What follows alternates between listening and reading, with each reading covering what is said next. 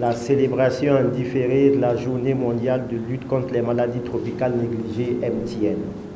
Unir, agir, éliminer, c'est le thème sous lequel est commémoré en différé ce vendredi matin à Ouagadougou la Journée mondiale de lutte contre les maladies tropicales négligées.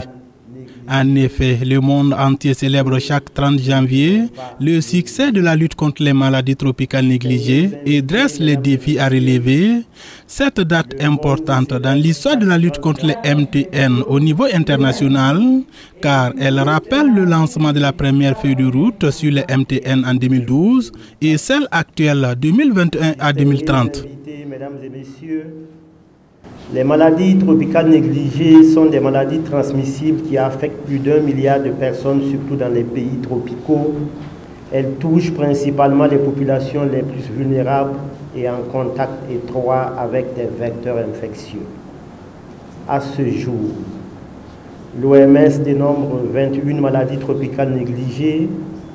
Ces maladies n'ont pas toujours bénéficié d'une grande attention dans l'agenda mondial de la lutte contre les maladies, avec pourtant les conséquences aussi bien physiques, psychologiques et socio-économiques au sein de nos populations.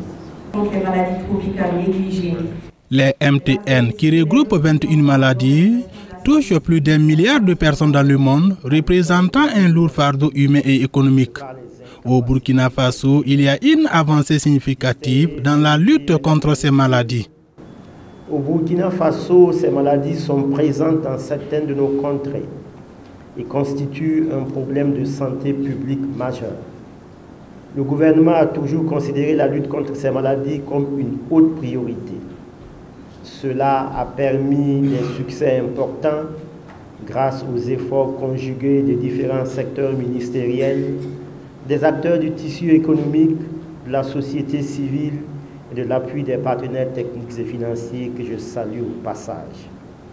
À ce jour, on note l'arrêt du traitement de masse contre la filariose lymphatique dans 67 districts sanitaires sur les 70 que compte notre pays, et ces districts sont désormais sous surveillance, et l'arrêt du traitement de masse contre le trachome dans tous les 48 districts sanitaires endémiques.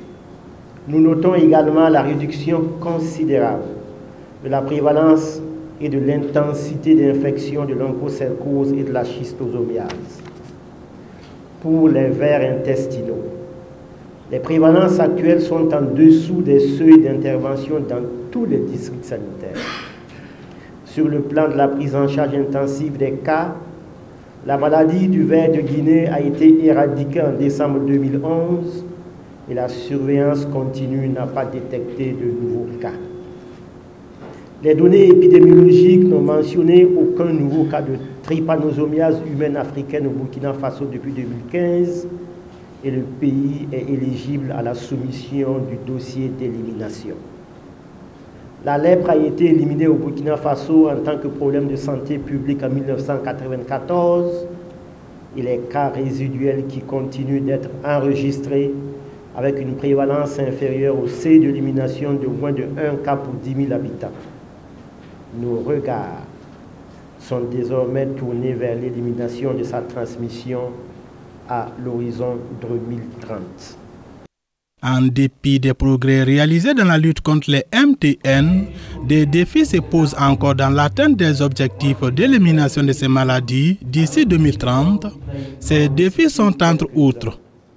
Il s'agit de la persistance des MTN dans certains districts sanitaires, de la mobilisation des ressources locales pour soutenir la lutte contre ces MTN, de l'amélioration de l'accès à l'eau et à l'hygiène assainissement, du renforcement continu des compétences des acteurs, de la coordination transfrontalière de la lutte contre les MTN, de l'accroissement du nombre de communes infestées par la rage canine, de la réémergence de certaines maladies comme la dengue, le chikungunya et la gale et les leishmanioses.